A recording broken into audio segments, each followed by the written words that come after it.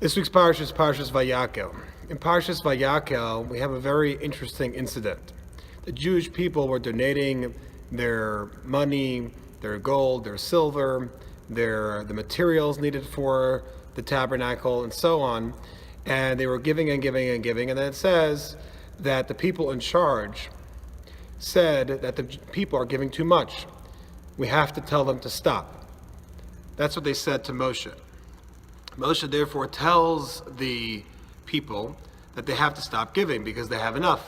Thank you very much, but the coffers are full and we have enough. We have what we need to build the tabernacle and the vessels that it will contain. But the concluding verse of that episode is very confusing.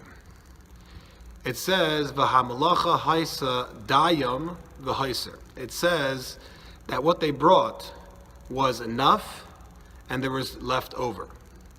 So the Orach Chaim asked a very straightforward question, that if it was enough, that means that it was just enough. And if there was extra, that means that it was more than enough. More than enough is different than enough. So why does the verse use one word after the other, dayam v'haiser? Enough, but more than enough. So their Sfas Emes, the Ger Rebbe, the first Ger Rebbe, says the following. He says that when the Jewish people were giving, in the verse you see there's this constant repetitive term used, nediv, which means to be donative, meaning to want to give, that your heart drives you to give. They really wanted to give. The Sfas Emes says that drive that they felt was becoming overpowering, and they were so enveloped in this giving, in the spirit of giving, that they were just giving and giving and giving and giving. And what the worry was not that the Jewish people would be giving too much, because okay, so they give too much, it'll be for the maintenance of the tabernacle, it'll be for something else in the tabernacle. The fear was that the giving wasn't genuine, meaning that, to give an example, a person has a moment of inspiration. He feels like he needs to change his entire life. He's going to do it all now. He's going to change his entire lifestyle. Everything he does from A to Z is going to be different. And he does. But 1 or 2 days later, he just drops it all. As my Rebbe, Rabbi Bresley, used to say, a heavy coat that you put on quickly because you're cold outside will just as easily come off because you start getting hot. You have to take things in steps. So the Jewish people, overcome with excitement about the building of the tabernacle, were donating and donating and donating and donating. And the issue was, according to the Sfas Emes, is that their donative heart, their inspiration, the excitement that they felt because of their inspiration was becoming too controlling. They weren't giving because they wanted to give. They were giving because they were overcome by this feeling of wanting to give. And therefore, the specific donations given to be used in the tabernacle had to be pristine.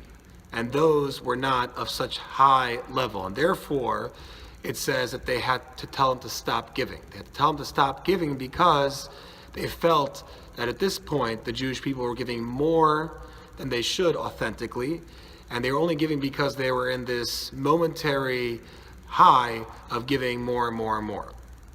Therefore, it says that the what they gave was enough, meaning that this was of the proper amount of quality, the heiser, and there was left over, meaning that it had both that element of how much was needed, and what was behind that giving was not a overly donative heart. It was something that was more genuine.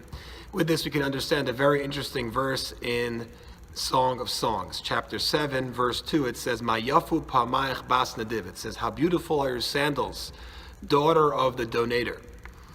What is that supposed to mean? Well, the answer is that a donative heart, a person who is inspired, is great, but you have to be tied down. You need those sandals. You need that bar where you're not going to let that overcome you. You're going to control your development. And that is what we learned from this week's Parsha. Quick question. the laver, the holy laver for which the Kohanim, the priests, used to wash their feet and hands in as they entered the tabernacle, was constructive of something very unique. It was constructed of the copper mirrors that the Jewish people, the Jewish women specifically, used to make themselves look pretty for their husbands in Egypt. The question is, what's the connection? Why the laver? And why, out of all the vessels in the temple, in the tabernacle, I should say, did they decide to use something that was used for such a mundane purpose as a mirror? Have a good Shabbos.